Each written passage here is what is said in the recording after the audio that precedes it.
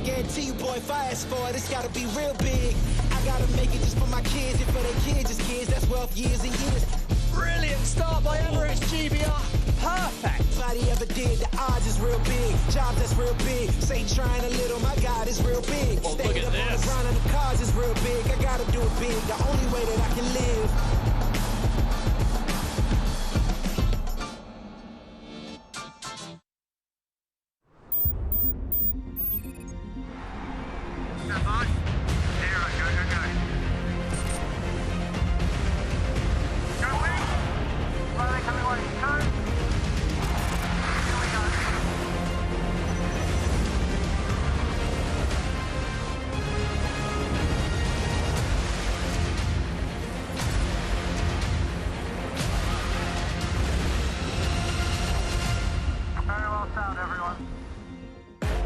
Championship Sunday has arrived in the City of Angels as Day 2 of the Oracle Los Angeles Sail Grand Prix is set to wrap up in the port of Los Angeles. The entertainment capital of the world is the backdrop as all 10 international teams try and make the cut for the event final, which will be contested later today. Alongside two-time Olympian Stevie Morrison and former world champion Emily Nagel, I'm Todd Harris. Before we get to today's action, let's recap yesterday's 3 fleet races and the exciting action out of the Pacific as SailGP made its first visit to Southern California. Los Angeles has the tightest racetrack in SailGP history. Brilliant start by Emirates GBR. Absolutely on the money, and they're going to lead the fleet away to Mark 1 here. The triple champions Australia reeled in Great Britain in race 1. Here comes Australia. They're going to be in good breeze, and he's got the opportunity to be fast from here. It is the 3-time reigning and defending champions Australia that take the win, race number 1 here in Los Angeles. And Spain pushed for every point. Photo finish there. Spain got it. Watch for the line to turn white, and who's going to get the whole shot? With the third in race 1, Denmark went 2 better, nailing the second start. Brilliant from Nikolai Sehersted here. Viking Power make the turn first. Rockwell, Denmark, take a bow. You take the win in race number 2 here at the Oracle Los Angeles Sail Grand Prix. Jimmy Spithill tried to get one back on Spain. Here comes Jimmy Spithill. Can't quite get alongside the Spanish boat. Yeah, we're still making some little mistakes in real critical times, you know.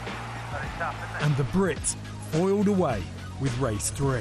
Emirates Great Britain, there they go, the boat's coming clear. Union Jack is out and waving. Emirates GBR bringing it home for a victory here in the 3rd and final race.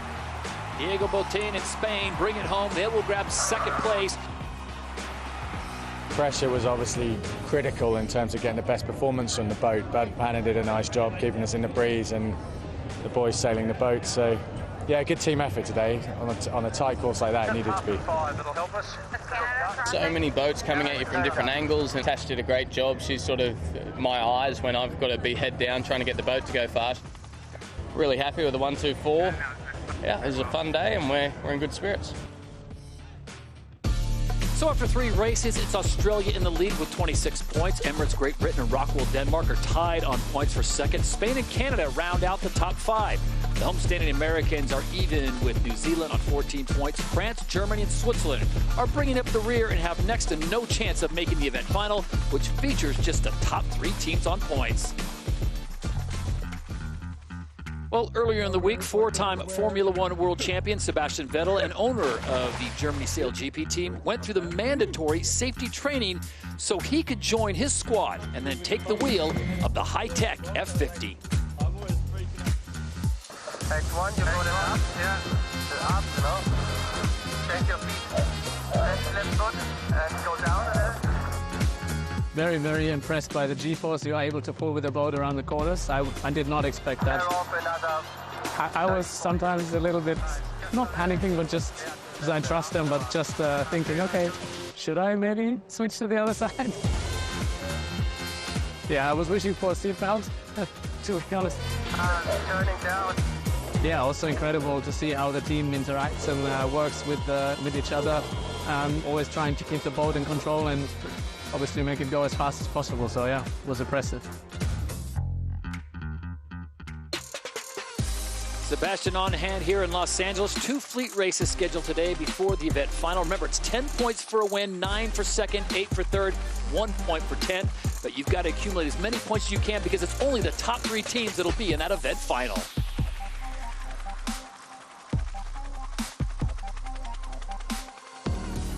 For event 2 of SailGP's 4th season, we head to the southwest corner of the United States with a population of nearly 4 million residents. LA is a sprawling city that encompasses the Los Angeles Basin and the San Fernando Valley, making it the most populous city in California and host for the Oracle Los Angeles Sail Grand Prix.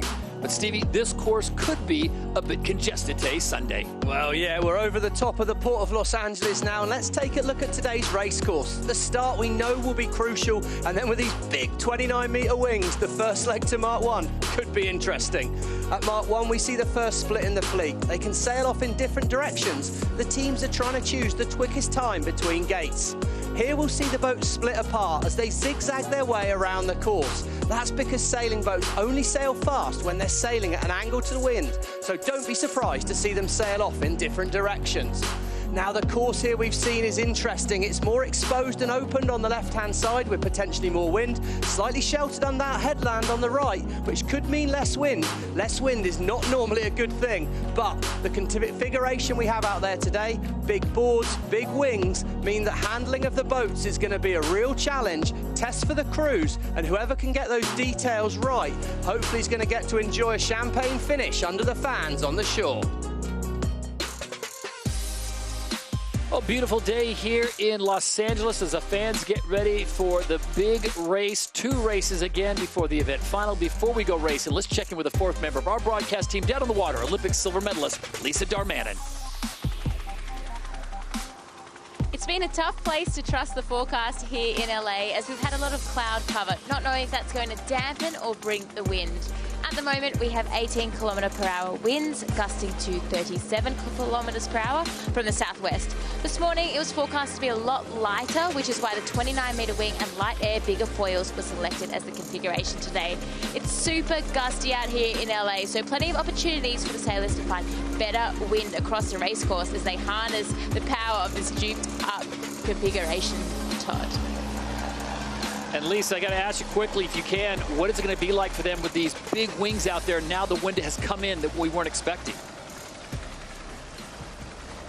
Well, I was standing on the dock as all the teams were jumping on their 50s, and there's definitely a little bit of nerves. They haven't really sailed in this amount of wind with these wings, so plenty on for those wing trimmers.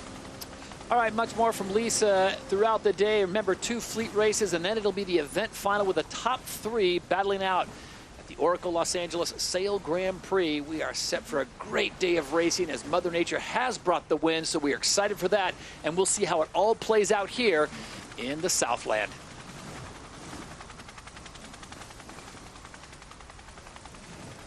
Under 1:45 to go before the start of race number 4 here in the Port of Los Angeles as everyone gets into position. That's 10 international teams fighting for some very valuable real estate. And there we go on board with the Aussies. That shot courtesy of T-Mobile for Business. Well, they had a good day yesterday, didn't they, Todd, out there on the water. Australia, they kind of laid down where they left off in the last season. But this pre-start will be crucial here, as we can see the wind, bottom right of our screen there, the start line, wind blowing straight across it. Fastest leg of the course is coming up first. The course for race 4 is 6 legs. The axis is 255. Wind is approximately 16 kilometers per hour. As race management have said, their breeze is down to 16 kilometers an hour, and we are seeing some bigger holes across the course all the way down to 13, 14. So it's going to be crucial for teams to get up on the foils as soon as they can. Behind the French.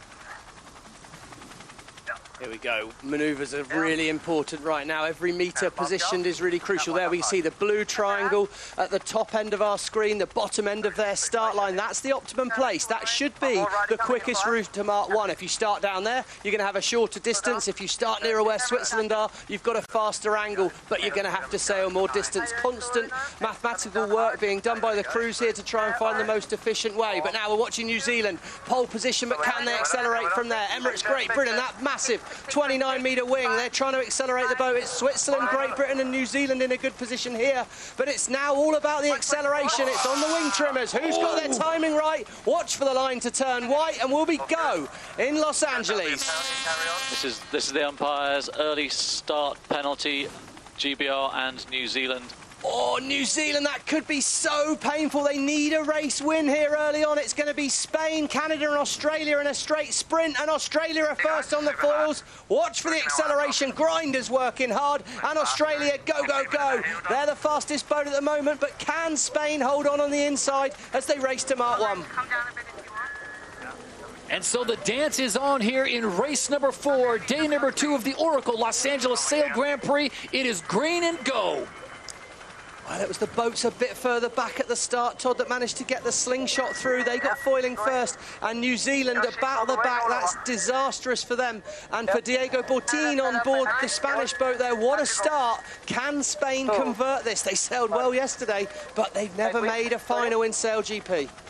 And here we've got the live speeds of our top 2 boats, kilometres an hour, miles per hour and knots for whichever country you're in and whatever you want to see it in. They are up and foiling 40 kilometres an hour boat speed. First boat to turn away was the Canadian crew, finding clear wind and space, but Spain, they've positioned nicely. Diego Bortin, there we go, Nicole van Velden there, the strategist. She's looking around at the back of the boat, watching the opposition. They've got an easy route into gate 2. Do they turn left or right? Yesterday, the right turn was strong, but expect Spain to try and keep it simple. 2, 1, coming up. And it's Spain, the first of the second gate as they make their way onto the course. They've got a sizable lead, but now they're being hunted by the Australians, the Canadians, and the Danes. Here we go. We see there Australia choose to turn right. Yesterday, that was a strong decision. Spain minimise manoeuvres, normally a good option too, but I think it's going to be who can find the most wind as we see Canada round in third. And all these crews, well, they need a big result. No one needs a bigger result than New Zealand back in 9th at the moment. Winners of the first event up in Chicago, but this is going to be very, very tricky for them from here. At the moment, the wind is showing quite even across the course. Both the Aussies on the left and Spanish on the right have about 17 to 18 kilometres an hour of pressure, so not necessarily huge gains for the Australians, but might be the safer side. Here we go, Todd. We can see the ladder lines for those new to SailGP. Those ladder lines are suggesting how far the crews have progressed up the course, and right now it shows us a good 70-metre lead to Spain. Spain have got the right of way when they come back together with Australia here, but early on in the race we can see that sailing in the clearer wind makes your life a lot easier. If you're back in the pack, there's a lot less wind, it's harder to get going, and right now Australia are hunting the Spanish. So it's Spain out in front, Australia, Canada, the USA now up to 4th. These are the important numbers as well as the wind. 14.9 kilometers across the course, but Emily, the numbers you'll be crunching is who is going to get the points to get into that event final. Remember, we've only got 2 fleet races, and there are some teams that are on the bubble. Yeah, very good. And Spain are one of those teams. This would be huge for them to get a top 3 position in the result, as currently this would put them through to a final. 10 points to the winner of each race, 9 for second, 8 for third. And so there are teams that are going to be desperately scrapping for every single point possible, because it is going to be close with just one opportunity left after this race to score to get in that event final. I think something to look out for as well out there today, Todd, with these bigger wings. The boats don't manoeuvre quite as well. You can see there the Spanish boat has fallen down off the foils. The boat, despite the fact there's a lot more power with that big wing, it's heavier as well. So when they turn, when they get slow, it wants to fall off the foils. Hopefully, they can use that big wing to get them accelerated, as we see there. Spain, they pop back up on the foils and they go. So the crews don't want to do too many manoeuvres. So we can see them sailing a long way. But again, massive gain to this left-hand side, the bottom of our screen. We saw a gain to Spain that time. We saw a gain to Australia the first time, so expect the crews to try and stay near the left-hand side of the course looking upwind, which is the bottom of our screen right now. Leg 3 of 6 here in race number 4 as we go down on the course. Lisa Darmanin, what are you seeing so far? How are the conditions and how are they affecting those massive wings? Overlay a little bit. It's gotten so much lighter out here since the sailors first got out, and those manoeuvres are looking really, really tricky. as we have been talking about that side away from the shore, away from the Adrenaline Lounge, near those spectator boats, definitely more pressure out here, but it's dying fast and we can see some clouds approaching, so the wind might even drop further. Oh, Stevie, that would be terrible news because they are all dressed up and want to race these boats. And as Lisa pointed out, in talking with some of the drivers down there, they were a little nervous because this combination is something they haven't seen, especially if the wind stays high. They were nervous if it was windy, Todd. The boats are really well set up should the wind drop. We've got our most powerful and most lifty configuration, but of course we want the breeze to stay. Right now we've got a great race. Spain and Australia, well, Spain are doing a brilliant job here. Australia have had a couple of sniffs at the lead, but Diego Botín, Florian Trittel, they're used to winning in big international events, and here we go. The Spanish, young crew, struggled in season 3, but here we go, season 4, they're taking on the champions, and they're making it look pretty good at the moment. Gate number 3, it is Spain first to the circle. They'll split the course with the Australians going to the other side. So it's Spain out in front, 4-second lead over the Aussies, and Denmark sits in 3rd. Canada, Switzerland, the USA has dropped back to 6th. And also, I think most important when we look at today's result, Great Britain, down in 9th. They were 2nd overall overnight, and that's a big result for them. If they can't get back up through, that's going to open the door to Spain, to Denmark, to those other challengers for this podium race here. We see Australia, they've dropped off the foils. They've got a penalty against Canada there. That's a really costly moment for them. They're going to need to lose some serious distance here. But they're clear, they're up on foiling again. And we'll see how costly that penalty is. Well, the good news is all the teams are foiling, or capable of foiling, as the weather holds for now. As Lisa Darmanin reported down on the water, it looks like the wind may be dropping off. We've got one more fleet race to go after this one, and then it'll be the event final. Wind right now across the course at 14.9 kilometers an hour. Penalty clear on Australia there. It was a boundary penalty, so they needed to lose 20 metres relative to that Spanish boat. They were pushing the course as wide as possible. You're trying to stretch the course to minimise manoeuvres. And we see that lovely turn by the Australians. Look how smooth they all run across the boat. Every footstep can shake the boat, can knock the wind out of these powerful wings, but in the blink of an eye, the left turn at the top, 230-metre gain to Spain in that one moment. Big gain, more wind on the right-hand side of the screen where we look at it. At gate 4, you want to turn right. As we can see, Spain have fallen off the foils at the bottom of our screen. Can they make gate 4 with no more manoeuvres? Opportunity for Australia again. It's going to be a really big push for them on this next leg. On the previous upwind leg, leg 3, we did see the Australians close that gap with the Spanish. They sailed slightly faster, 38 kilometers an hour versus 36, pretty much the same distance. But in comparison, the boats behind the Danish team, they're only doing 36 kilometers an hour. So it's really showing how much it benefits you to be at the front.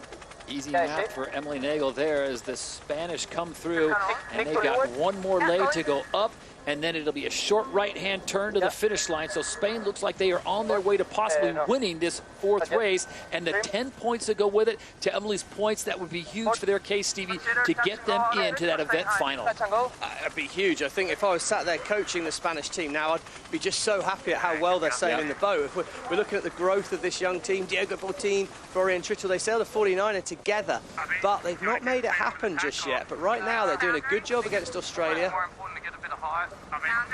Slingsby's trying to minimise the distance he sails here. He's trying to sail as close to the wind as possible, save distance, as we can see here. Nearly 100 metres behind the Spanish, but probably for Tom Slingsby, he's just focused on a solid, consistent result, get to the final. He's done a few of them before. Yeah, top 3 for Australia is good news for them. They'll take the points, whether it's 9, 8, or 7. They're in a great position right now. Teams like Denmark, Canada, Spain, as Emily's pointed out, Great Britain, not their best races. They are mired back in 9th place. They are all scrapping for those extra points because it's going to come down to just those top 3. And we've seen it before. Teams tied or separated by just 1 point when we get to that event final.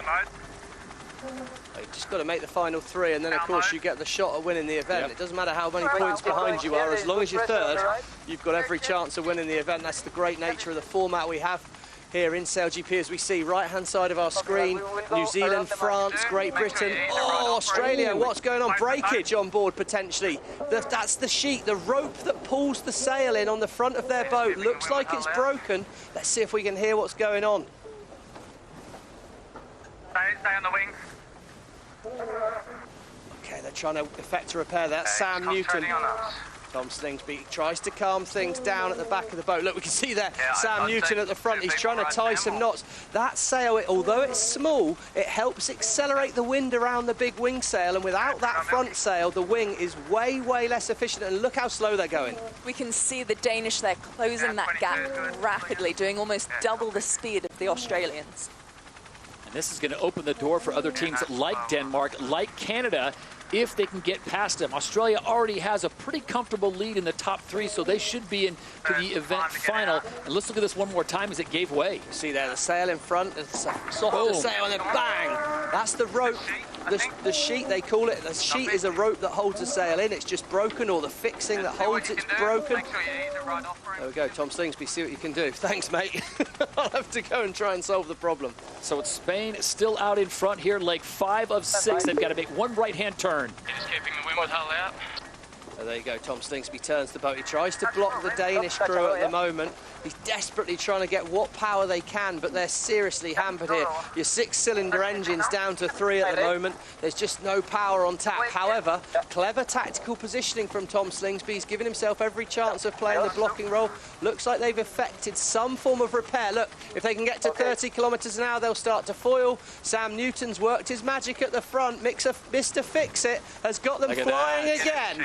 And Australia are on the foils. Can they hold on to the Danish crew here? And Canada will be coming in at the top, but they're slow right now as Spain come to the finish. So it's Spain making the final turn across the line in front of the Adrenaline Lounge. Spain gets the win in race 4 here in Los Angeles. Down here. Great job by Diego and the crew. And Australia, they've shut the door on Denmark here. Canada will be an issue late on. Could easily get around the Aussies here. Well, that's what he thought. Here we go. But Sam Newton's repairs working well. Foil intact from Australia. They've solved the problem. Canada will be on the inside, but Australia are foiling and should be able to shoot over the top of them. I got to think Sam Newton got the not tying merit badge in Boy Scouts. Yeah. That was impressive. If he didn't, can we send that man a badge? Because he's saved the Australians here. Canada have the right of way on the inside. They're going to spin up Slingsby's round. Denmark will have to keep clear. Oh, Phil Robertson. He's going to push him wide. Oh, I think he's pushed too hard for me. That's a foul by Phil Robertson. Expect a protest there. He has to turn around the mark, and he has absolutely milked that to force the Danish crew off the foils. Be interesting to see if we hear from the umpires here. Aggressive from 2-time world match race champion Phil Robertson, and at the moment we've heard nothing, so maybe it was a clear move. He was certainly right on the limit there. So Canada will hold on for 3rd, as Denmark will have to settle for 4th after the aggressive another maneuver. time moment there. Switzerland had to keep clear of the United States. Penalty Switzerland, relative USA. Port tank boat not keeping clear. So the Swiss will drop back as they get aggressive on the last gate on the Americans. That will allow Jimmy Spithill an easy maneuver into that 5th position. Interesting there, because they were very, very similar incidents there, but because the United States were outside of that yellow circle, they're entitled to push the Swiss off there. Canada, well, they've tried to use the same rule, but because they're inside the yellow circle, I'm surprised they could be that aggressive. But Robertson, 2-time world match race champion, no problem. He plays the game hard, and he played it well. New Zealand are back to 7th, but it's too little. That's going to make it nigh on impossible to make this final. The winners of the first event in Chicago, the Kiwis, just off their game here in the Port of Los Angeles. They'll finish in 7th place in this one. France looking to hold on to 8th, and another team, Stevie, that came into day 2 looking very good. Emirates GBR looks like they're going to finish in 9th if Germany doesn't overtake them. This will put Emirates GBR on 26 points if they finish in this position now, which would put them outside of the top 3 and fighting with Canada in order to bump Denmark off or out of the final. So some drama still to play out here in Los Angeles at the Oracle Los Angeles Sail Grand Prix. It is Spain that gets the win in the first race of day number 2, race number 4. The Aussies hold on for 2nd despite the malfunction on board, and Canada finishing in 3rd. Sorry about that, guys. Just got totally distracted by Germany coming in. It was weird there because we had a minus number. There we go. There was obviously at the pre-start, all very tight at the pre-start. Things happen very quick, and Ben Ainsley there saying he got quite distracted. He got caught out looking at the German boat. They put him off, misjudged his timing, and it doesn't matter how good you are, if you're back in the pack and you're hidden behind these massive 29-meter wings, there's just not a lot of wind to get going. The rich get richer on a day like today, so big focus for the crews now. How do we solve the problem of the start? And for Australia, how do we get the sheet, how do we get the rope that pulls our foresail fixed again? Because Sam's repair is not going to last too long. Opportunity now to go down on the water. Spain, the winner of race number 4, the first race here on Championship Sunday. Diego Botín, the driver of that boat. Diego, congratulations. A great race out there. What are the conditions like now with that big 29-meter wing?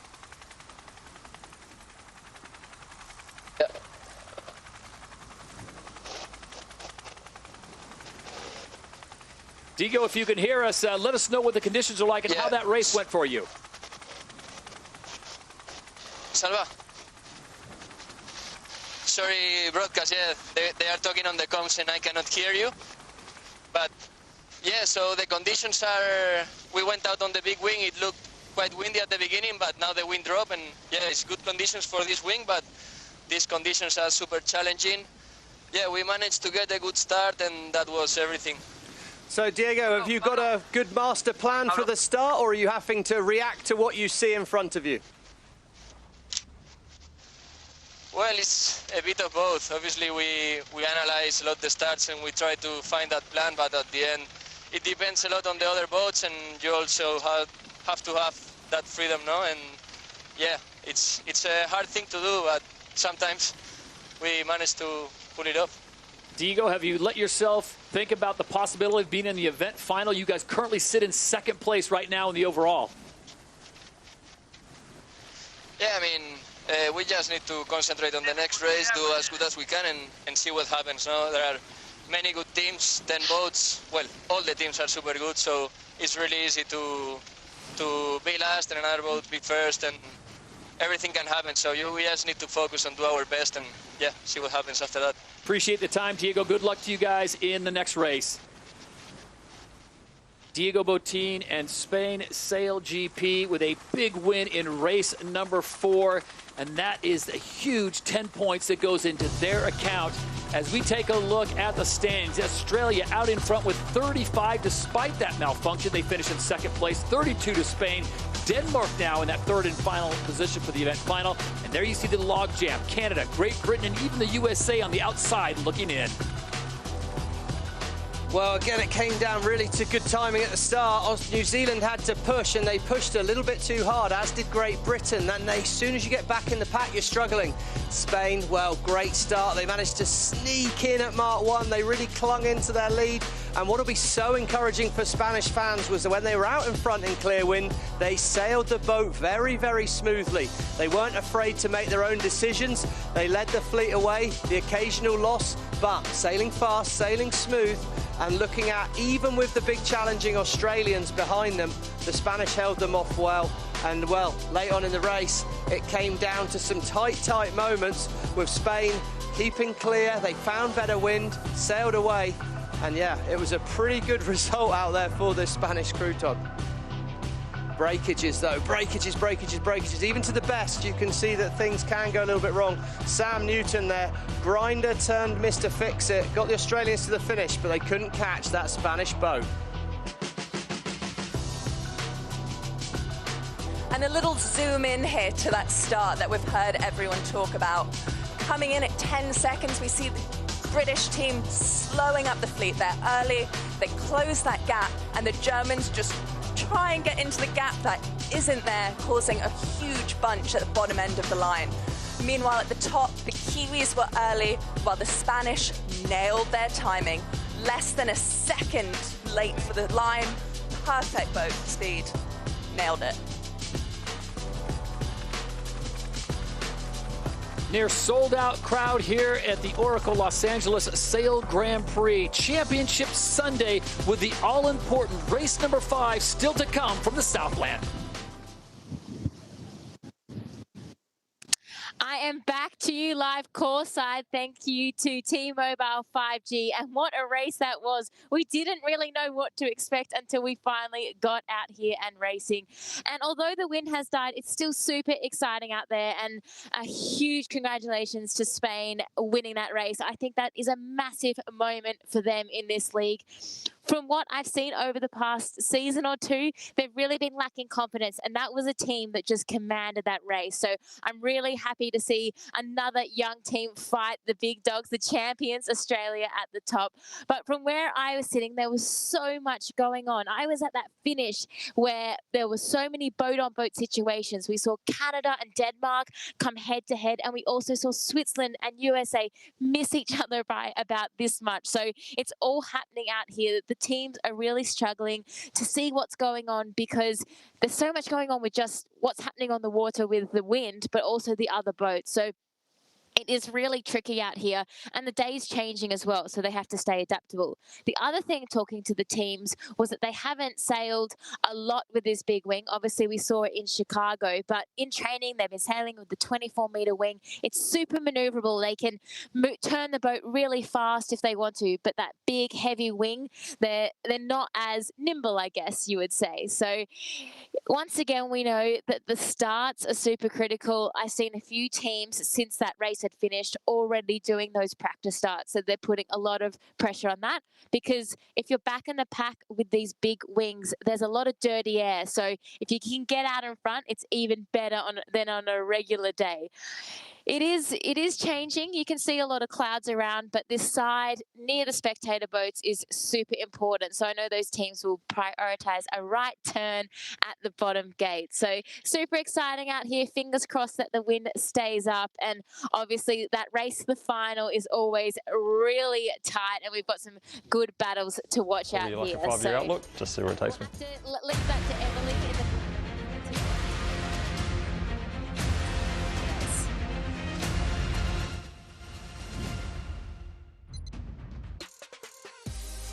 Back in Los Angeles, and absolutely one of the best places to watch the action at any event is out on the water. If you're not in the Adrenaline Lounge, front row in the stadium seating, we've got a near capacity crowd here in the City of Angels.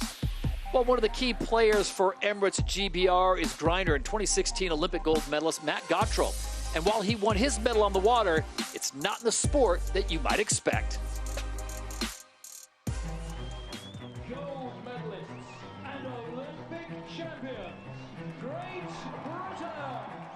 You aim to win an Olympic gold medal, you win an Olympic gold medal, job done, move on to the next thing. But obviously it's a bit more emotional than that. When you stood on the podium on your own, you're just with your teammates, looking back at a crowd, I think that's when it really hit me. You just go to realise how many people you've kind of impacting and have been following your journey. Leaving rowing was quite a hard decision. I'd kind of spoken to a few of the guys before who had been in there and done it, and they said the same thing. They said, there's more to life than rowing, and this has been a great part of my life, and I kind of wanted to move on to something else. And I actually got a phone call from Chris Draper and Dylan Fletcher, who set up the British team in 2019 for season 1. So they asked me if I wanted to get back into sailing. There was this position available as a grinder. I jumped at the opportunity to get back involved, to be involved in sport at the highest level and representing your country again. The role of a grinder has changed over the last 10 years with more high-performance boats coming in, and the role itself has just become more and more physical. I guess the crossover between kind of the rowing training and the high performance and the kind of levels of fitness that are expected in that sport, and then bringing it into sailing, the crossover's got a lot smaller there, which is great.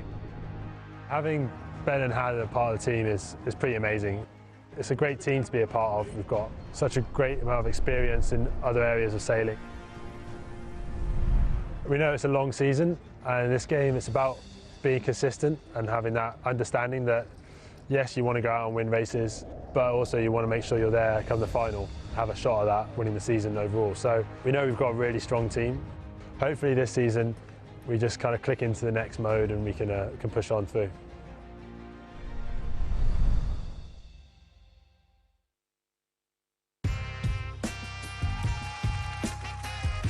There is the scene in the port of Los Angeles, and we have come to the all-important 5th race. This is the final fleet race, which means after this race, only the top 3 teams on points will race. And Emily, it is tight at the top.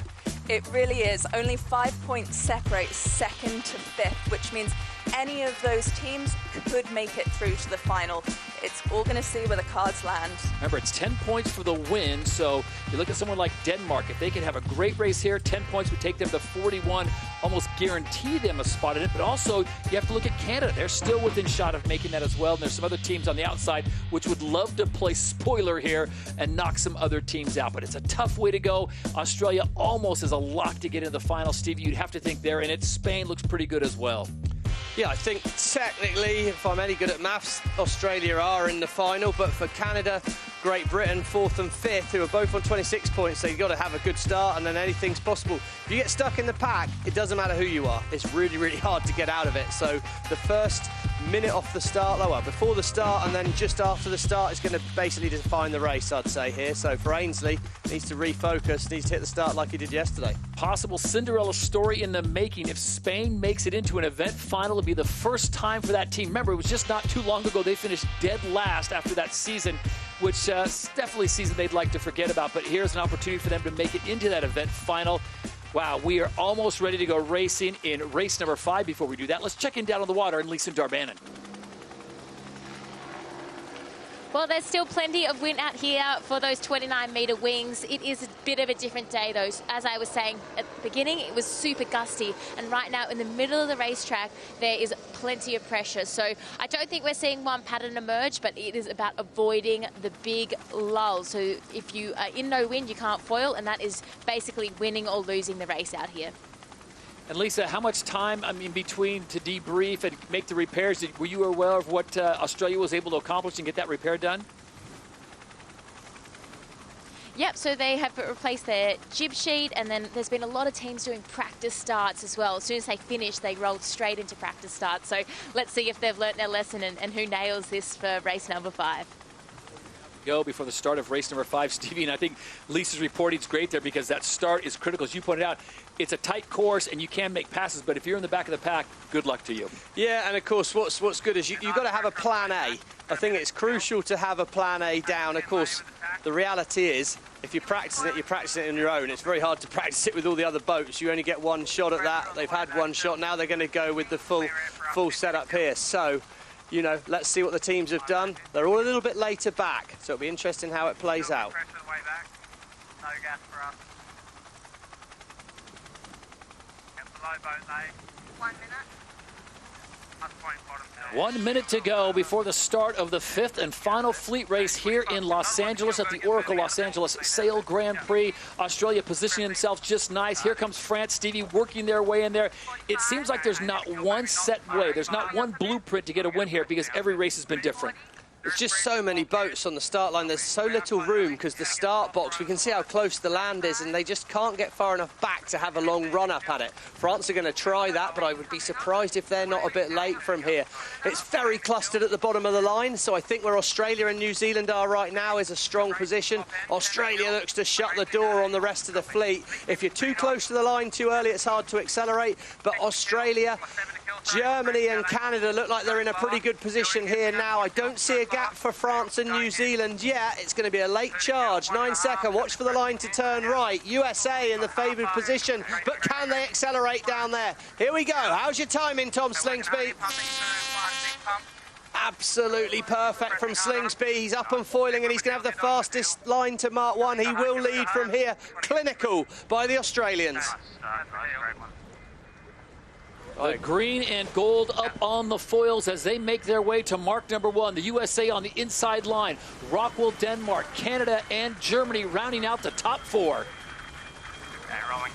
Tom Slingsby said great start, and that really was a great start because they looked like they had total control there. As we see Jimmy Spittle, well, he needs a good race here to salvage a bit of honour for the team.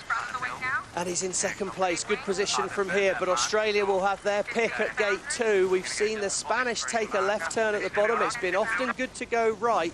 However, time now to be accurate with your decision as the Australians set up. breeze is back in for the moment, with all the teams doing over 40 kilometers an hour as they shoot downwind, slowing down a little bit as they maneuver, but for the most part staying up on the foils. See Australia there, they turn and there's a marker buoy in the water there. The Australians had to swerve to avoid it. They've lost distance. Jimmy Spitter will have the inside on a left turn. Expect Australia to split away right turn. Who's going to get the most wind? Who's going to find the advantage after gate 2? But nice work by the United States here, putting the pressure on Australia. Tight in the pack, New Zealand, they're in the fight as the Australians spin away. Clear win for the Australians, and that's been the story of their weekend, Tom. They've kept themselves in space, they've kept themselves going fast. Gate number 2, it's the pit bull, Jimmy Spithill and the Americans in first place. Australia sits in second. They sit in first overall, so they can really not gamble, Stevie, but they can have some room in here to lose some points. Let's take a look at that race to the final. Australia clearly have cemented their place there. This would see the Danish and the Spanish still holding on to those final spots. 10th for the Great Britain team, not going to be enough to get them up in the final race. This is the umpires. Penalty Spain, relative France. Both not keeping clear. Oh, that's a big moment there. Have a look at that. The Spanish, though, they already looking like they need to drop behind the French, and Spain are up and going. They need to slow down, and slowing down's the last thing they want to do, because France are turning now. If I were the Spanish, I'd be doing a turn. Use your penalty up while you do a manoeuvre. So that means Spain is going to drop from 5th to 7th. Yeah, and that's crucial. Well, France are showing us 9th at the moment and barely accelerated. The French have made a terrible move there. As we see, this is opportunity for Canada right now. Canada are going to be closing the points on the Spanish. What a moment, what a decision by the umpires. As we see now, Spain, right top of our screen. France, right-hand side of our screen. Spain must go behind France here. They're going to clear their penalty by doing it, but can the Spanish boat get up and going again?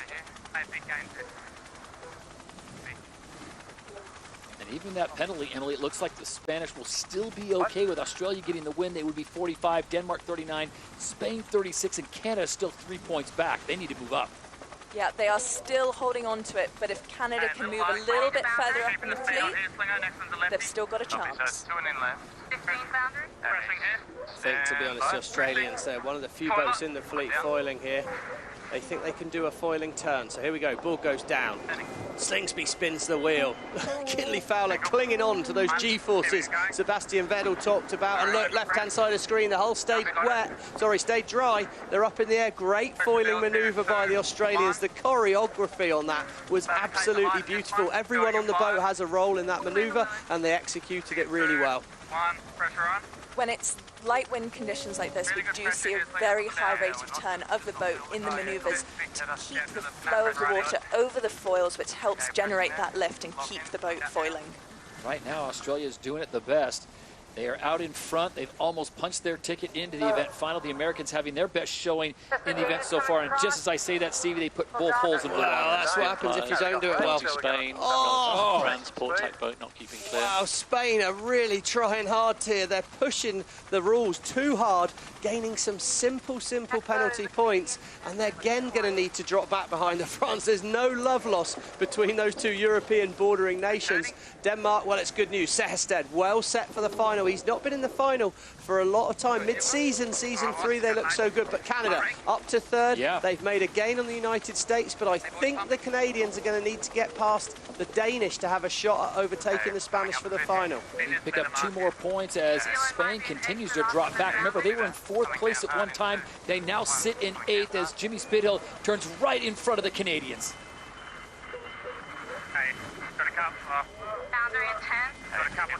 Australia need to watch out for the Kiwi boat here. They should be okay. Spain, top of the screen. Look at that, still wallowing in the water. Need to drop behind the French again here. They'll be able to do that this time. And they're still keeping themselves just about in the fight. It's going to be probably an early jibe. Full power here. Jimmy Spittle's done a nice job with his positioning. It was a poor manoeuvre, but he's got back in front of Canada. And that's good news for the Spanish fans out there at the moment, because if the United States can stay ahead of Canada, it's going to make it very hard for Phil Robertson and his crew to make the final. Yeah, and right now the Americans are the Spanish best friend. If they can stay in front of Canada and keep the Canadians from picking up any more points, this will be huge. Look how congested it is, though. This boat's still moving up into the wind. Great Britain have the right of way versus the United States. Jimmy Spittle swerves behind, and now we see it's absolutely congested at the top of the course here. The Spanish are well back in the pack.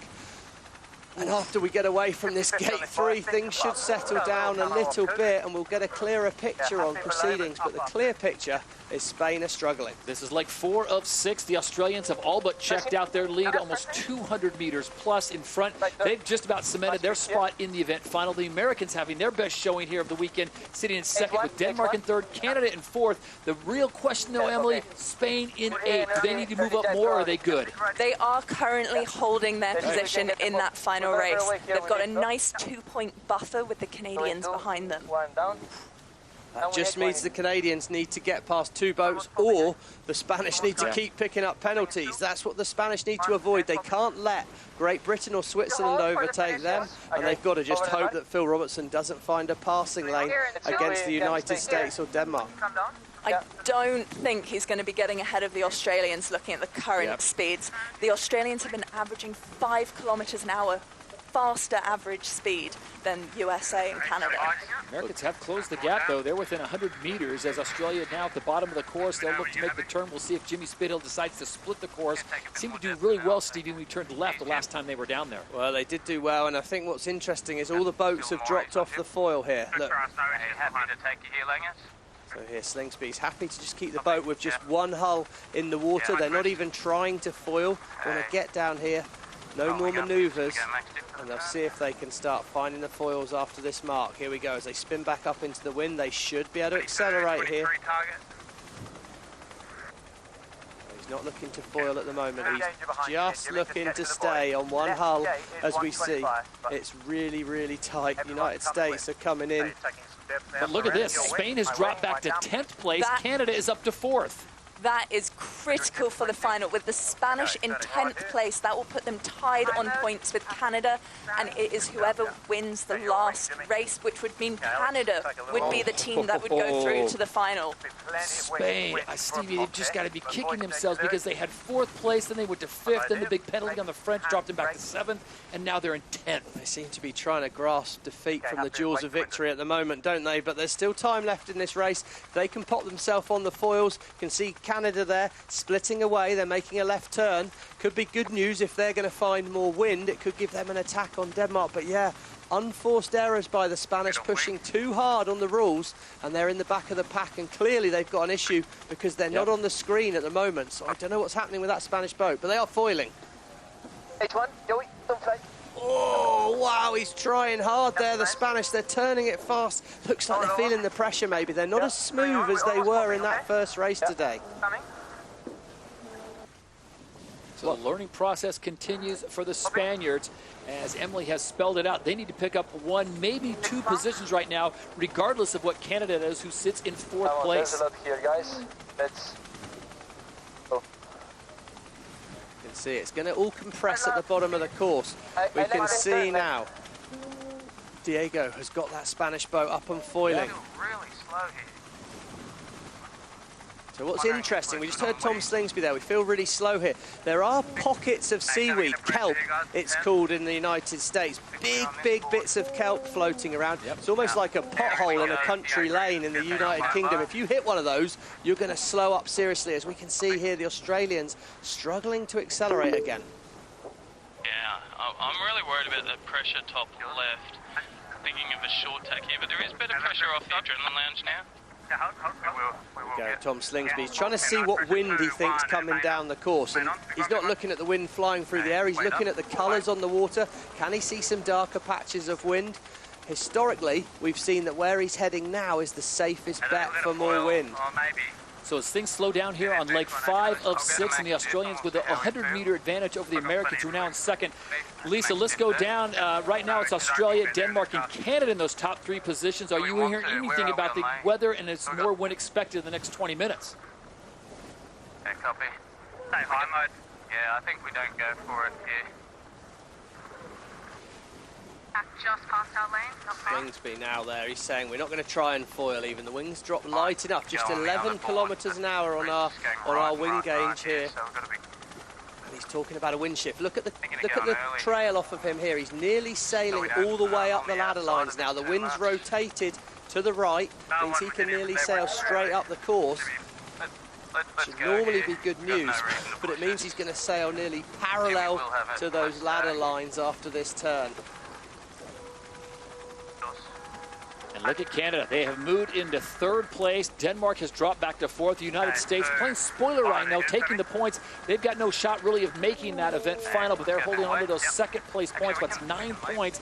And Canada and Denmark are trying to cement their spot into the event final. And meanwhile, Spain still mired in 10th.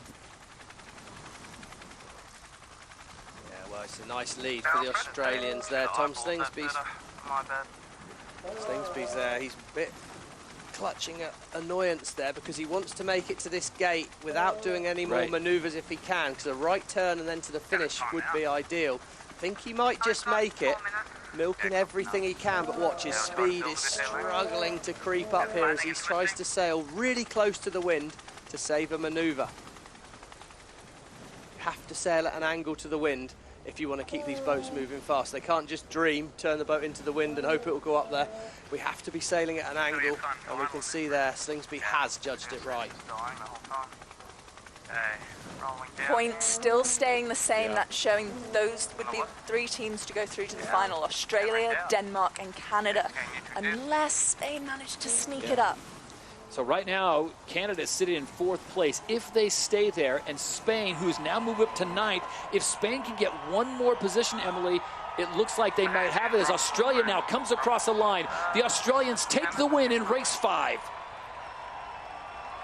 It's light on board that Canadian boat at the moment. I think they're going to struggle to overtake the Danish crew. So we can see United States, they've done a nice job. Needed a good last race. The Spanish only need to finish 9th in order to make it through to the final. So if they can hold this position, they will be 1 point ahead of the Canadian team. No matter what Canada does now, they are in a situation where just not enough race course, I think, to overtake Denmark. That would do them a solid as the Americans come through. Lots of stars and stripes out there here in California as they fly the hole just a little bit higher, saluting the hometown fans that came out to support them. Well done, Jimmy Spithill and crew. You finish in 2nd. Nice race, guys. Here we go, the battle at the bottom of the screen though. Canada are foiling, Denmark are not foiling, but the Canadians need to see if they're going to fall off the foils at that speed. 30 kilometres an hour is the crucial number, but can Canada re-accelerate faster? Rockwell Denmark looks slow, Canada's chasing them down, but will they find a way past? What can Robertson do? Trying to pop on a foil here, Here we go. Yeah, got it, this is our only move. But I think that was maybe from a few moments ago because they've turned, and by turning the boat they slow up. They're not going to get Denmark now. So Canada's going to have to wait and see as Denmark comes into 3rd place. They have cemented their spot into the event final. Phil Robertson and Canada, they will finish in 4th. We are coming towards the end of our time limit for the race. They've got 2 minutes in order to finish. That means the Spanish boat need to cross that line before 2 minutes is up, or they will get a 10th place for this race. Even though they're in 9th right now. Even though they're in 9th They've got to get to this next gate. If they can get to the gate, then they'll get the position they're in at the gate here. Ideally, they'd get to the finish, but it's all about the next scoring gate. So at the moment, the Spanish would fall back to the scoring gate at the bottom of the course. If they can make it to this top gate in the time limit here, then they will get the points. Pressure on, it's a race against the clock for Diego Botín and the crew now. So Germany's going to come across. They will finish in 5th. Keep your eye on the clock. Keep your eye on Spain. They're about 150 meters away, and they've got about a minute to get it done. Well, and you've got another problem here. Spain turn right of way now of Switzerland. Spain must be confident they're clear ahead of the Swiss boat. Otherwise, they could incur another penalty. It's tight, but I think they've got it right. Now it's just a sprint to here. They've got to get through this next scoring gate in the next 40 seconds. I think they're going to do it, Todd. No, do you see them? Just below the line. How much time to finish the race, Cardonita? Copy. To shoot here. Emirates GBR will spin around. They will finish just in front, but as Emily pointed out, the important thing is Spain is not going to finish in 10th. If they finish in 9th, they're in, and we are down to the last 20 seconds. For me, they're through the gate, Todd. They should be scored at this gate, but can they make the finish? That would make things an awful lot clearer. 13 seconds to go, but they're looking like getting up on the foils. Okay. It's really, really tight. I'm not sure they're quite going to get there. 3, 2, 1. Oh, but it should go back to the last scoring gate. Sorry, everyone. Shit day. I believe. Sorry for a bit of industrial language off the British boat there. They had a fairly disappointing day. And the thinking is that they're in, Stevie, because if you pointed out, if they get to that last scoring gate, as Emily's point was, if they didn't make it to that gate, they would have been in 10th, because that's where they were the prior gate. They get through that gate before the time runs out, so they will be scored in 9th. I always feel so under stress on these last races, Todd. It's a bit of a test on the rules knowledge. Wow. I'll tell you what, they used up just about every inch of this course and all the luck they may have had, but it looks like Spain will make it into their very first event final in SailGP. Yes, get the shit, Nick. They tried hard not to, though, didn't they? They're still trying to do the math on board to figure out, are we in or are we not in? I think there's definitely some things for them to think about after that race, but if they have made the final, which we believe they have. Well, here it is. The standings look like this. Australia is in on 45 points. Denmark is in 39 points, and it is Spain that is in 34 points, 1 point clear of Canada. So they are into the event final here in Los Angeles. It will be Australia, Denmark, and Spain that'll battle it out for the title here in California.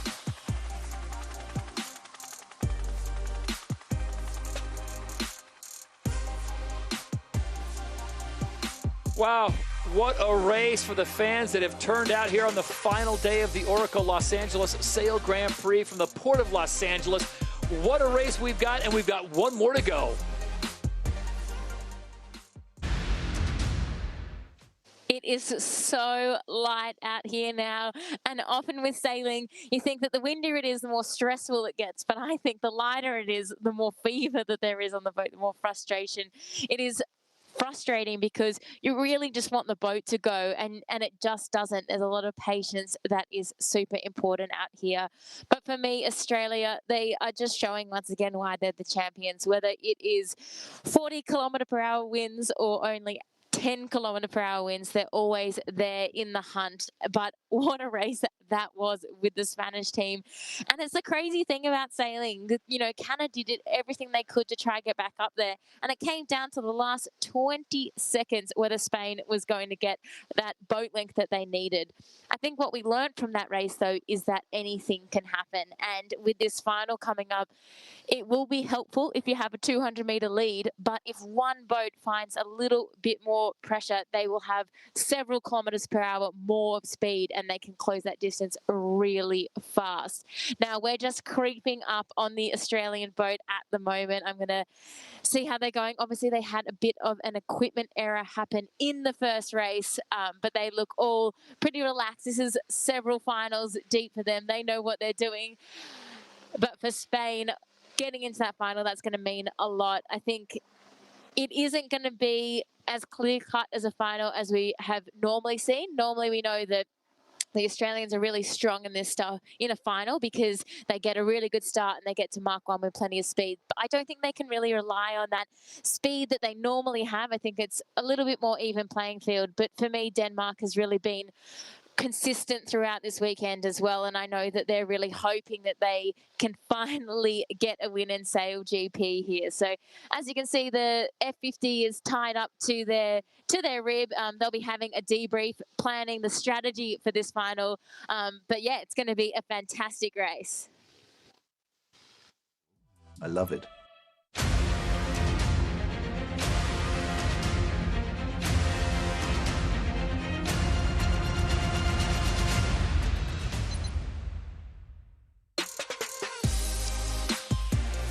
Well, we are just moments away from the last race of the day, the event final. But at SailGP, we have two competitions in Season 4, the race on the water and the race for the planet, also known as the Impact League.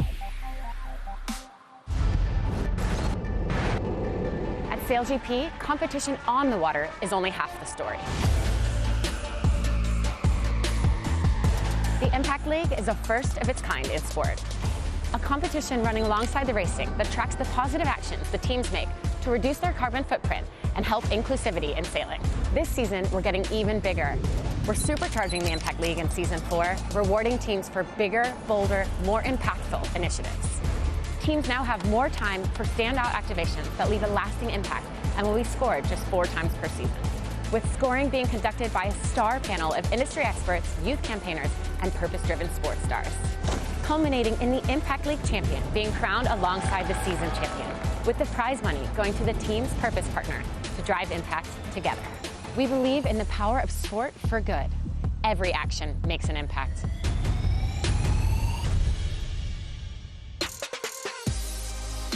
So, following on from the Chicago event, the scores have been tallied up and the results are in. Australia, France, New Zealand and the USA as well are all currently leading the charge, tied on 20 points. Still all to play for on the Impact League, plenty more of activation to come. See what they can do for the racing on and off the water. And we will keep our eye on the Impact League all season long here in Season 4 of SailGP.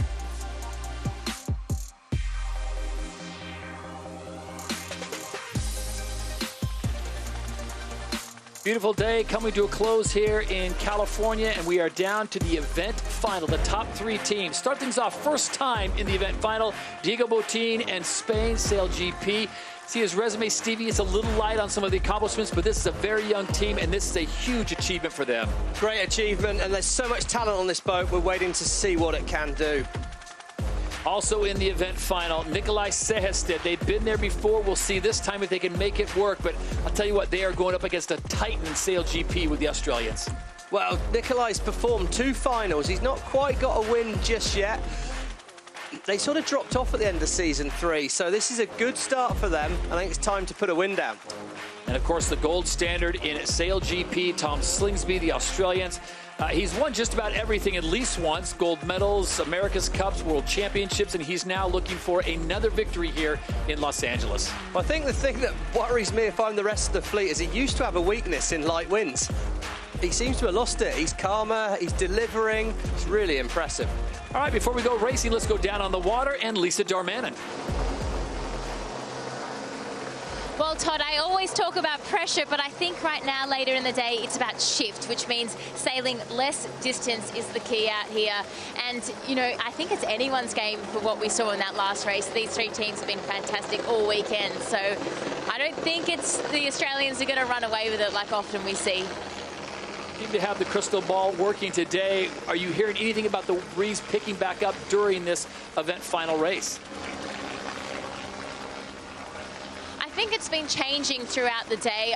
In general, it's on the lighter side, which is a shame. We would have loved to see these 29-metre wings overpowered, but in general, I think we're going to see a light, tricky race, very similar to the last one. All right, so that means there'll be a premium Stevie on the start.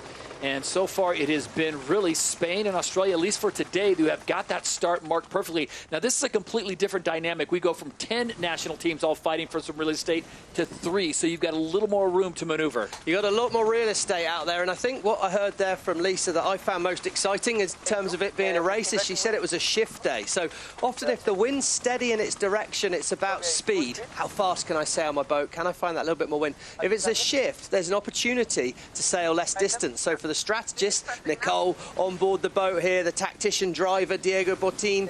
You know, there's an opportunity to find an angle that minimises the distance you sail, which means there will be opportunities to overtake. I still think I'd want to be first at Mark 1, don't get me wrong, but it's going to be a more open course, and we'll see what we can do out there.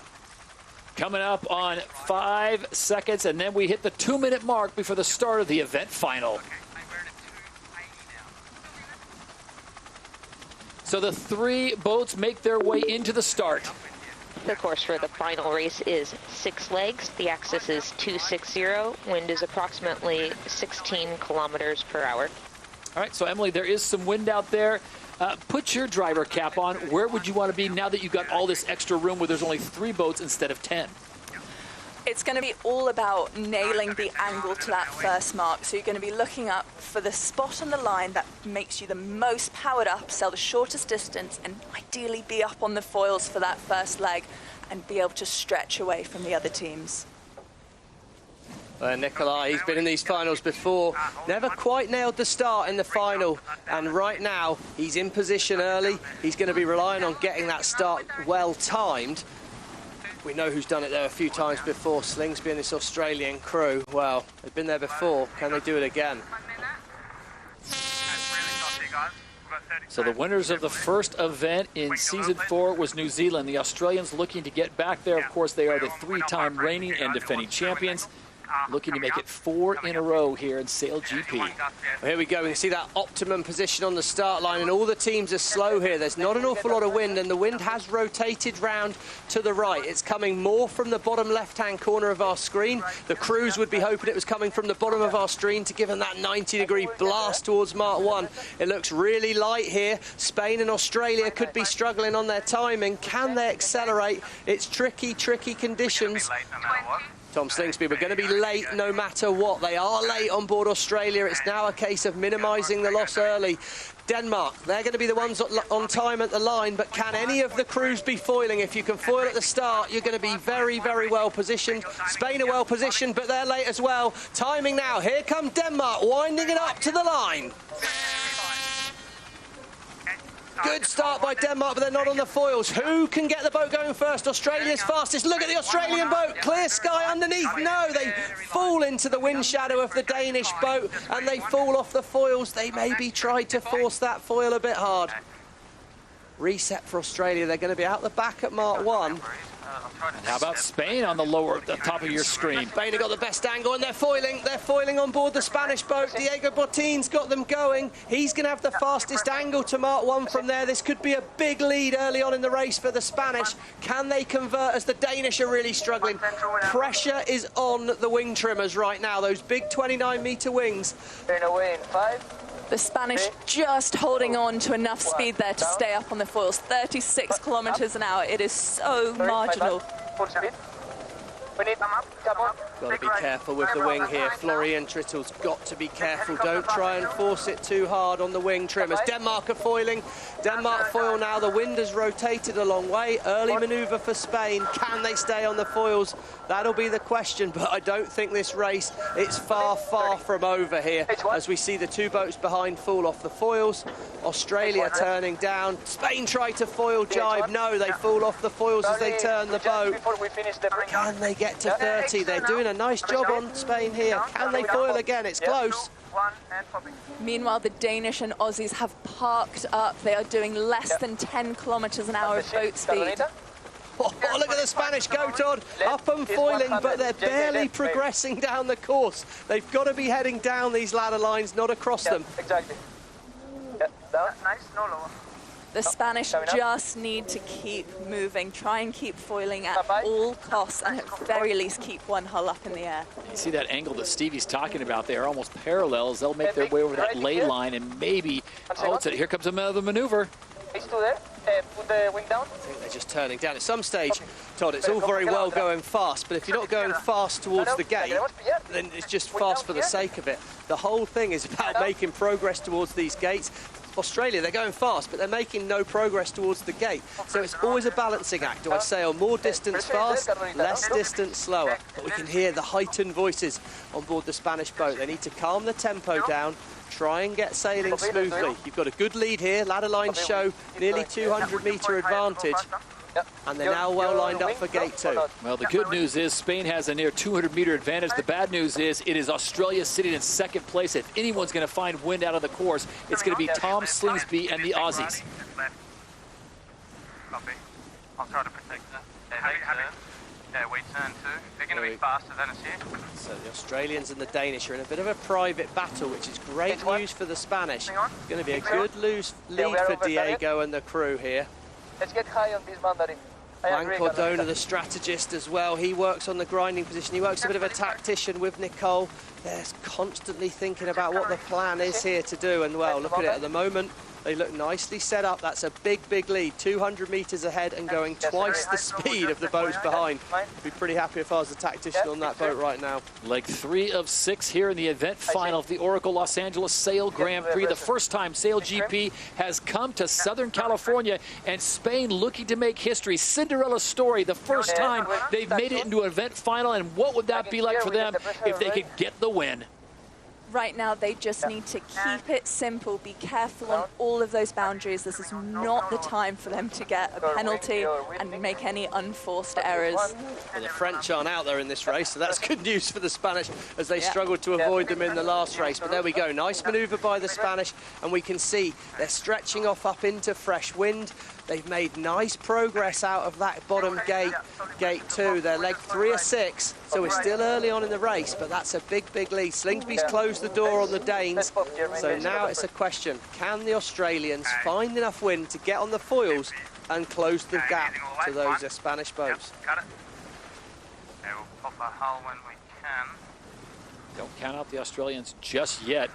Tom Slingsby trying to solve this conundrum right now. The Danes in the background in third. And look at that kelp, Stevie. Yeah, that kelp on there, that's just all drag. That's just slowing you down. It's hard to avoid out here, as we see there. Look at it, wrap round the foil. It's all extra drag, slowing them down. There we go.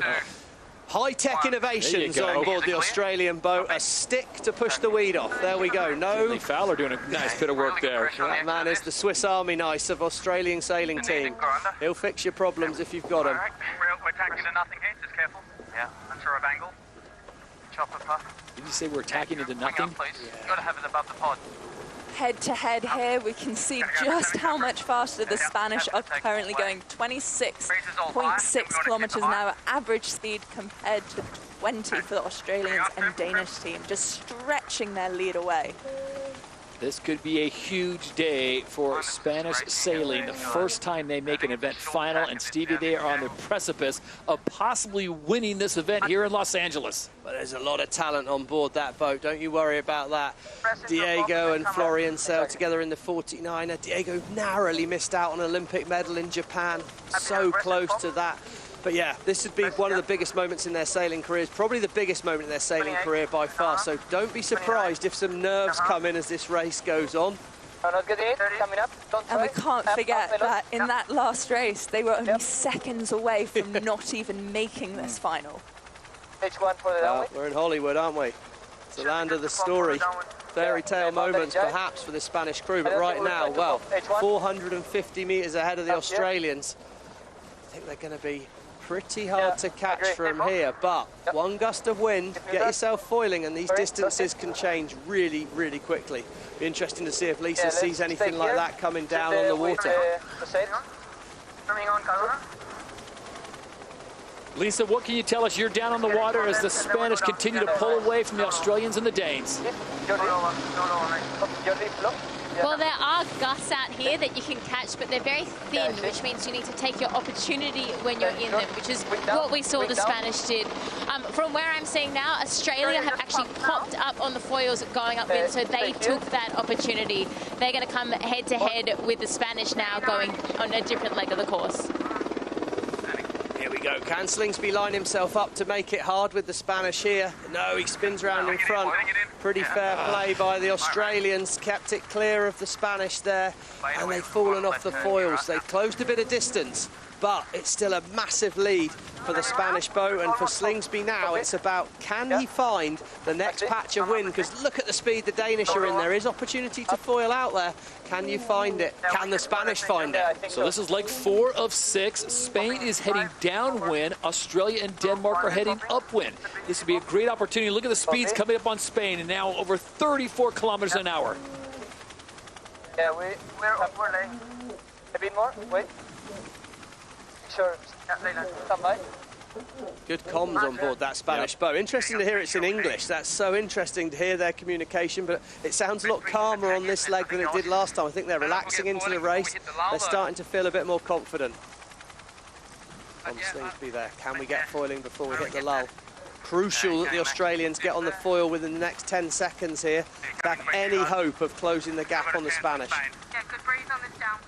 That's what he said here. We've got a chance on Spain, he said here. Slingsby's not giving up hope. We heard from Tash there, good breeze on this downwind. We are seeing around 17 kilometres an hour of pressure on the Aussie. They're foiling on board Australia now. Can they nail 2 foiling manoeuvres on this downwind leg? If they do, I think they'll have a shot at the Spanish boat. Australia's traveling almost 50 kilometers an hour. Spain at the bottom end of the course, they are at 10 kilometers an hour, both holes in the water.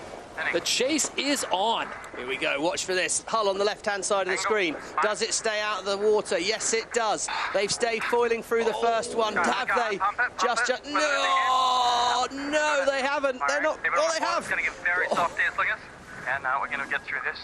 Oh, Slingers says they are going to get through it, but we can see now the Australians, they're up and foiling again here, but are they heading down the course? No, they're not heading down the course at the moment. They're foiling, but they're not making progress towards that gate. It's all about getting towards the gate. Denmark are back in it here. Spain are parked at the bottom of the course. Can these 2 boats stay on the foils down here? The lead now less than 300 meters. It was almost 500 meters. Spain just now getting around the bottom gate, and they are creeping around it. They are going to hope for some of that breeze that Lisa Darmanin talked about to be on the left side of the course. Right of way with Australia. Rockwell Denmark have made the overtake. Great work by the Danish crew here, but they slam the door on Australia. And these 2 fighting is good news for Spain, but can Rockwell Denmark get back on the foil? Fine upwind leg coming here, Todd. There's not a lot of time for these 2 boats to catch up. And they are all battling it out. The Spanish still averaging the highest speed, but the Aussies and Danish improving every minute. Sehersted's done a nice job on this downwind leg. It was all talk about Australia, but they nailed that first manoeuvre. Close the door here, and can they stay foiling? Splitting the course. Well, you've got to roll the dice at this point. It's time to have a little pop, see if they can find a lucky gust, and it will be a lucky gust if he finds it, because he's been forced that way. Sehersted's charging, and the gap's coming down with the Spanish here at the moment. Less than 100 meters now. Spain is going so slow, and Denmark has found the speed. Denmark's at 21. Remember, the magic number's 30. A little patience. Words from Nikolai Sehersted there.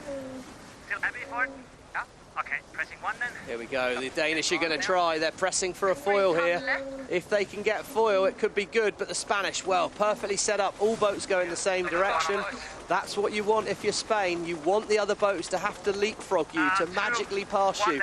So the Spanish tactically well positioned, but Denmark pop up on the foils. Here they go. Gone the right way for pressure here.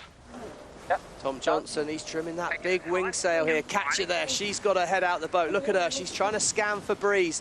They're foiling on board Denmark. Look at the distance coming down. Spain, they try to foil. They're up in the air. Can they stay up in the air? Look at the speed difference at the moment. Down to 75 metres. And when they come back together, Denmark will have the right of way. If the gap closes enough, it's advantage Denmark. So it comes down to this, the final 200 meters, and then it's gate number 5. Who's going to blink first? It's Spain in first. Denmark makes the turn. It's all about the quality of this manoeuvre. Denmark are off the foils. Spain, oh, they stuffed the bow in. They've put the bow down too hard there. Can either of these boats get back on the foils? Tactically good sailing by the Spanish, trying to put themselves to block the wind getting through to Rockwell Denmark. If you can take their wind away, it's hard for them to get up and foiling again. So they'll make that right-hand turn. It's going to be close. A race to get back up on the foils here. Both teams flying one hull, not yet up on the foils, but the Spanish looking to be building speed. Spain have got it here, Todd. Spain have got it. One more. Here's the turn. Wow, what a moment for this young Spanish crew here, Todd. They turned the boat, 100-metre lead again. They stayed calm when it mattered most. I don't see an overtaking opportunity for Denmark here. Look at this, the speed's coming up again. Are we getting H1 here? Yep. H1, and it is Spain. They get through the gate, they can see the finish line, and for the first time in SailGP history, the young team from Spain will bring it home, and they will claim the victory here in Los Angeles. Spain is the winner of the Oracle Los Angeles Sail Grand Prix. Oh, great job by Botín and his crew. Vamos, Spain, come on, what a job. You can see how much it means to this young team. They have been building up to this for so long and had a difficult journey to get there, but have made some huge gains. What a time for Spanish sport. The youngster Carlos Alcaraz won Wimbledon last weekend. This young Spanish crew winning here. Inspirational stuff for the Spanish sports people. The celebration is on across Spain and in the Southland of California. Spain has come to Los Angeles and they have picked up the win. Denmark will take second and Australia will bring it home for third. What a performance by the young Spanish team.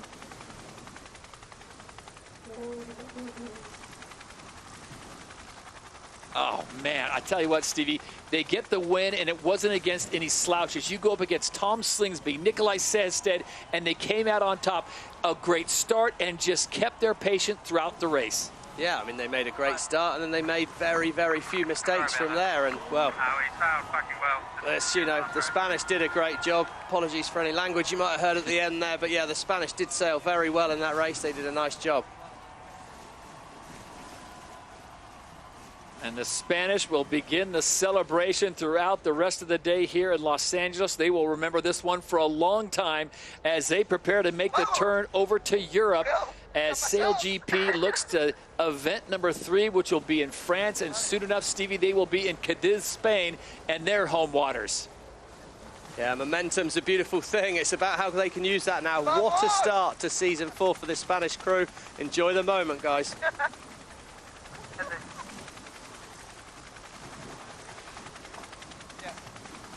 Wow, what a race. There were moments in there where it looked like Spain was going to give it away. It looked like Tom Slingsby was up to his old tricks. He was going to track them down. But, Stevie, as they made that turn at the bottom gate and came back up, Spain, almost dead in the water, somehow found a way to get that boat up and foiling.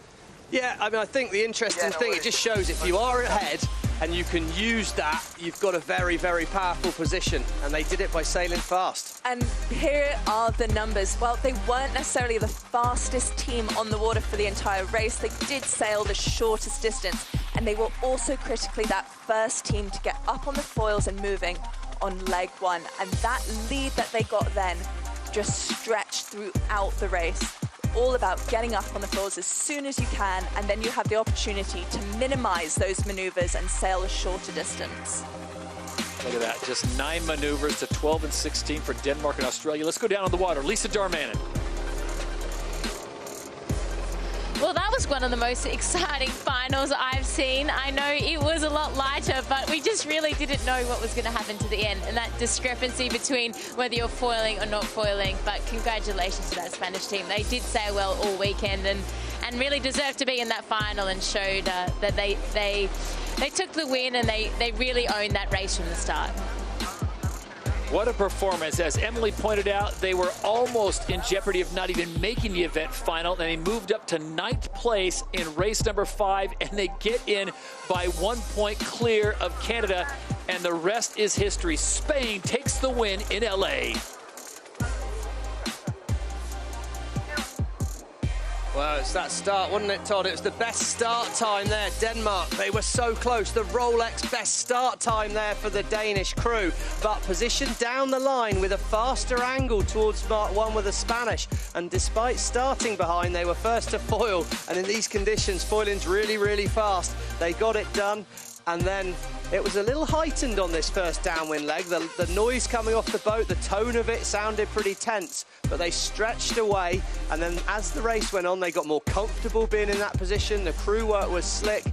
We could see there had to be some fairly unique crew work on board the Australian boat. Couldn't quite get themselves back in the race. And well, I think it was just, you know, just that willingness to sail less distance, to sail slow when they needed to, but minimise the distance, minimise the manoeuvres. And even when the other boats pushed hard, got foiling on occasion, Spain stayed calm and got it done when it mattered. So yeah, hats off to Diego and the crew.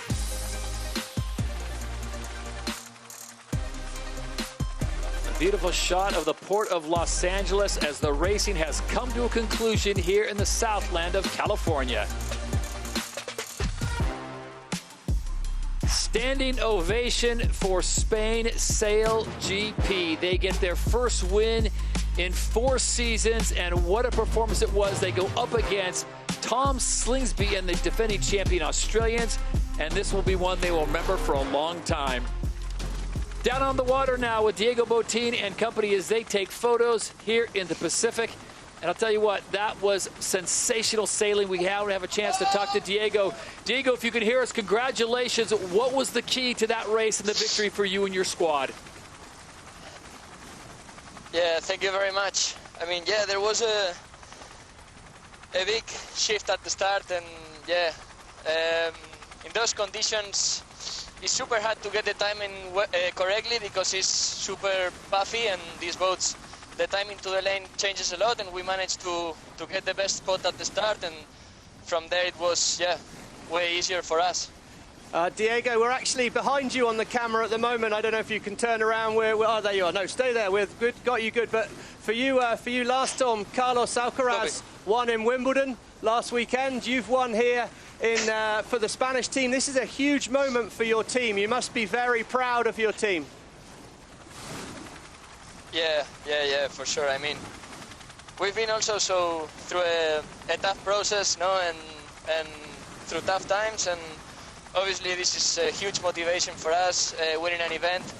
We know that we are behind from the top teams in many areas, and we need to improve a lot and keep our heads down. But yeah, massive motivation to be able to pull it off today, and yeah, looking forward for the future.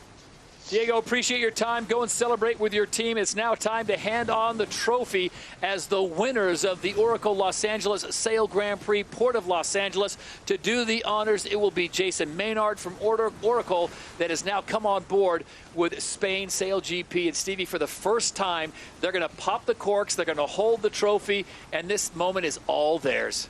We've been a year here waiting for this, haven't we? We've talked about the talent of this Spanish crew, one of the most talented teams out there, the youngest team, so much potential, but we've not seen it, and finally we're seeing it. And I think in the handing over of this wheel that we're about to see, could this be the launch pad that sends Spain into an incredible season 4?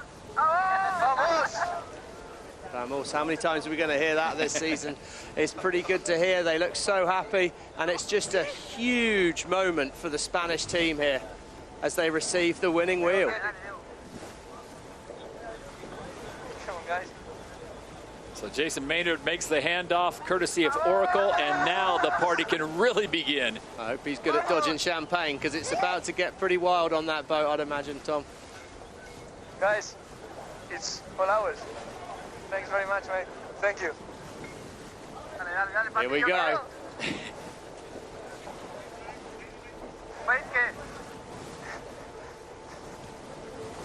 Yeah, they're new to this. They're going to take a little while to work these corks out. And the celebration is on as we take a look at the Season 4 standings now. What a great job as Spain can celebrate out there in grand style. Here we go. Australia now on 17 points. Spain moves up to second place on 16. Rockwell, Denmark now in third. Canada fourth. New Zealand in fifth. Emirates GBR disappointed in their performance in LA, but they'll bounce back. They're in sixth. The Americans in seventh. And France, Switzerland, and Germany. Well, that means we're on to Europe for stop number 3 in France.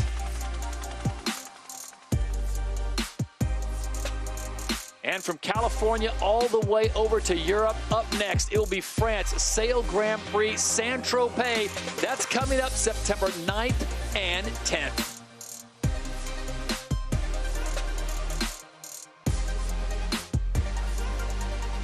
We look forward to it. It should be fantastic. On behalf of our hard-working crew, Lisa Darman and Emily Nagel, Stevie Morrison, I'm Todd Harris saying so long for now.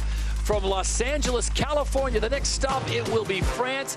And in the Pacific Ocean, the celebration is on. It is Spain, it's SailGP that comes to the Southland, and they take the title at the Oracle Los Angeles Sail Grand Prix, Port of Los Angeles. We will see you next time in France. Will we go in Los Angeles? All scrapping for those extra points. Spain gets the win in race 4. Done Jimmy Spithill and crew. Who can get the boat going first? This would be one of the biggest moments in their sailing careers. First time in SailGP history, Spain is the winner.